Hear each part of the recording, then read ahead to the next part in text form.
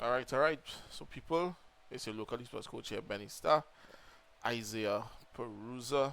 All right, I'm here to talk to you all about esports and what that means when it comes to Trinidad and Tobago. All right, so the first thing we'll start off with is what is esports? All right, so esports is basically competitive gaming and everything that involves around it. Alright, so you're looking at it's an entire industry, right? Bigger than the cinema and the music industry. Right? There are tons of different esports titles that players play, organizers host, and there's lots of prize money to be won. Alright, so that's just the basic in it, right? And it has been growing extremely fast around the world to the point that it has trickled down to us in the Caribbean and extension Trinidad and Tobago. Right. So with that being said, the opportunities are there for us to actually um, go for if you want it. Right. What that means. So teams and players who are of a high skill level, right, who understands gaming in depth can know if you want to compete at the highest level, you can do so, right? And that was made possible with a tournament format called the Esports Nations Cup, which allows every country around the world to be able to participate in this tournament. So the Esports Nations Cup is basically, you could say, the equivalent to the Olympics. The Olympics, we're looking at bringing esports to the Olympics, but the vision of the Olympics and what you do in esports games that you host in esports was really lining up.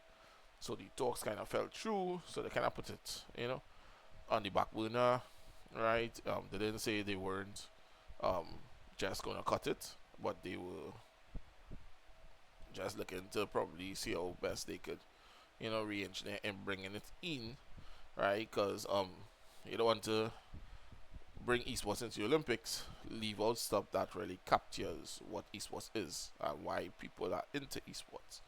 All right, so with that being said, the Esports Foundation that was created in Dubai, right, Saudi Arabia, right, went after the opportunity to actually invest in esports, right, and they started off with the Esports World Cup, which is basically club versus club, so the big clubs, right, normally participate in that. This year it's 75 million US that they competing for in multiple games, right? And they decided that they will put together a format that will allow country versus country to play on the big stage, right? So any game that you follow, well, not any game.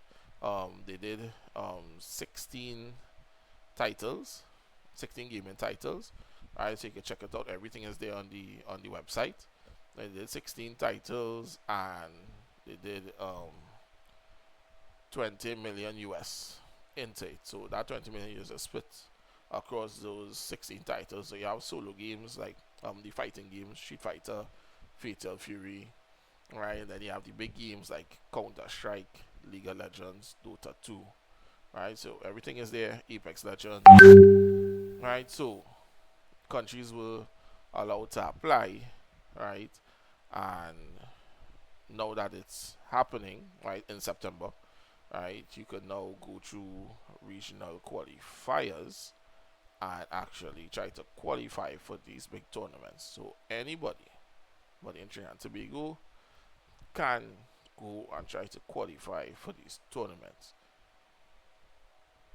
That's a possibility. I'm not saying it's going to be easy, right? Because you're looking at the best of the best playing and representing their country. So all these streamers and the YouTubers, right, that you actually see and you follow, those are the actual persons that you will be meeting there if you manage to get there.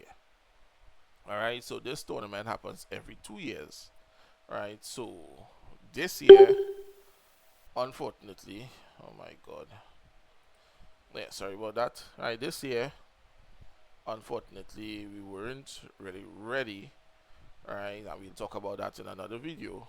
But Esports Nations Cup happens every 2 years. All right, so we're looking at putting things together now in order to be prepared for it for the next 2 years, right?